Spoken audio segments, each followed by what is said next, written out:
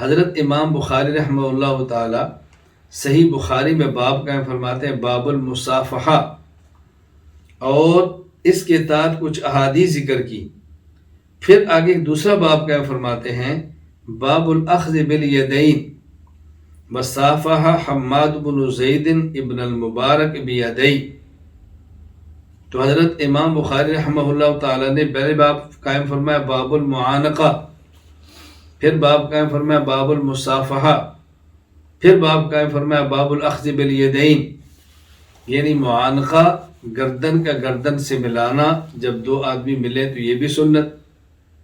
پھر ہاتھوں کا ہاتھوں سے ملانا، یہ بھی سنت مصافحہ. تو صرف ملانا ہی ہے یا پکڑنا بھی ہے؟ فرماتے ہیں باب الاخذ بالیدین، دونوں ہاتھوں سے ہاتھ کو پکڑنا ہے، یعنی میرے بھی دو ہاتھ، دوسرے بندے کے بھی دو ہاتھ، تو دونوں ہاتھوں سے ایک دوسرے کے ہاتھ کو پکڑیں، یہ ہے سنت.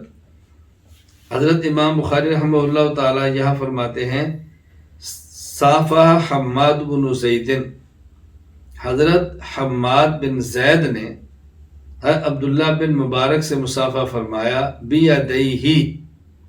دیکھو ہی ضمیر واحد ہے جو ایک کے لیے ہے، یدین تثنیہ ہے جس کا معنی دو ہے، یعنی حماد بن زید نے عبداللہ بن مبارک سے مصافحہ فرمایا اور اپنے دونوں ہاتھوں سے فرمایا.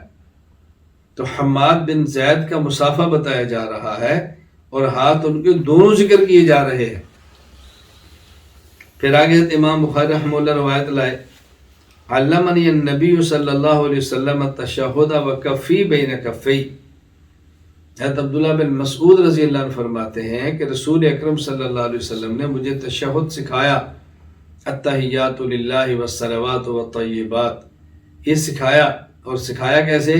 کہ میرا ہاتھ اپنے دونوں ہاتھوں میں لے کر سکھایا.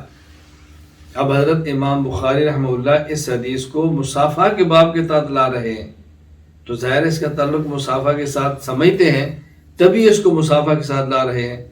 تو عبداللہ بن مسعود بتا رہے ہیں کہ رسول اللہ صلی اللہ علیہ وسلم نے جب مجھے تشہد سکھایا وکفی بین کفی، میرا ہاتھ رسول اللہ صلی اللہ علیہ وسلم کے دونوں مبارک ہاتھوں کے درمیان تھا. تو معلوم ہوا کہ مصافحہ دو ہاتھ سے ہے، ایک ہاتھ سے نہیں. یہ یہاں پر بڑا واضح طور پہ مسئلہ ثابت ہو رہا ہے. باب الاخذ بالیدین اور باب المصافحہ پر جب بات ہوگی تو وہاں تفصیل سے بات ہوگی. جو اس پہ شبہات کیے جاتے ہیں کہ یہ اللہ کے نبی کے دو ہاتھ تھے لیکن صحابی کا تو ایک تھا، یہ بات غلط ہے. یہ موقع پر سمجھایا جائے گا اس حدیث کا مفہوم کیا ہے، اس کے جوابات کیا ہیں. فی الحال بتانا مقصود ہے کہ یہاں سے ثابت ہوتا ہے مصافحہ دو ہاتھ سے ہے، غیر مقلدین وہ ایک ہاتھ سے مصافحہ کرنے کے قائل ہیں. اب دیکھیں میاں نذیر حسین دہلوی فتاوی نظیریہ کہتے ہیں مصافحہ میں سنت طریقہ یہی ہے کہ ایک ہاتھ سے کیا جاوے، دونوں ہاتھوں سے مصافحہ کرنا سنت نہیں.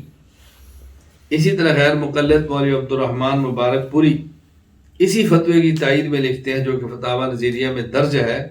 جواب صحیح ہے، بے شک مصافحہ کا طریقہ مسنون یہی ہے کہ ایک ہاتھ سے یعنی دانے ہاتھ سے کیا جاوے. یہاں مجھے ایک واقعہ یاد آیا. رئیس المناظرین حجت اللہ فی الارض حضرت مولانا محمد امین اکاڑوی نور اللہ مرقدہ فرماتے کہ حضرت کے پاس ایک غیر مقلد آیا اور اس غیر مقلد نے آ کر مصافحہ کے لیے جو ایک ہاتھ آگے بڑھایا. حضرت رحمۃ اللہ علیہ نے اس کے سامنے ایسے انگوٹھا آگے بڑھا دیا. تو غیر مقلد نے کہا یہ آپ نے انگوٹھا کیوں بڑھایا؟ فرمایا تو نے ایک ہاتھ کیوں بڑھایا؟ اس نے کہا کہ جی حدیث میں آتا ہے کہ رسول اکرم صلی اللہ علیہ وسلم نے جب تشہد سکھایا تو عبداللہ بن مسعود رضی اللہ عنہ فرماتا ہے کہ میرا ہاتھ رسول اللہ صلی اللہ علیہ وسلم کے دونوں ہاتھوں کے درمیان میں تھا. تو حضرت نے فرمایا یہاں تو ثابت ہو رہا ہے کہ رسول اللہ صلی اللہ علیہ وسلم کے دو ہاتھ تھے. تو اس نے کہا جی وہ تو نبی تھے نا، میں تو نبی نہیں ہوں. عبداللہ بن مسعود نبی نہیں تھے، ان کا ایک ہاتھ تھا، تو میں نبی نہیں، اس لیے میں نے ایک ہاتھ بڑھایا. حضرت فرماتا ہے کہ عبداللہ بن مسعود صحابی تھے تو میں تو صحابی نہیں ہوں نا، اس لیے میں نے انگوٹھا بڑھا دیا. تو حضرت اس کو الزامی جواب دیا کہ اگر نبی کے دو ہاتھ تھے، عبداللہ بن مسعود نبی نہیں تو ایک ہاتھ تھے، تو وہ نبی نہیں تو ساتھ صحابی بھی تھے نا. میں نبی بھی نہیں صحابی بھی نہیں، بات کہوں اس لیے میں نے انگوٹھا دے دیا، اب تجھے کیا مسئلہ ہے. ایسے موقع پر ایسے لوگوں کو یہ اسی طرح قابو کیا جاتا ہے، پھر ان کی عقل ٹھکانے آتی ہے، ان کے ہوش ٹھکانے آتے ہیں، ان کو بات سمجھ آتی ہے، وگرنہ ان کو بات سمجھ نہیں آتی. خیر، مصافحہ کا موضوع مستقل ہے، میری اس پر فائل موجود ہے، مقالہ موجود ہے. انشاءاللہ آئندہ اس کو جب سبق آئے گا تو وہاں اس پر تفصیل سے بات کی جائے گی اور اس کو بیان کیا جائے گا انشاءاللہ العزیز.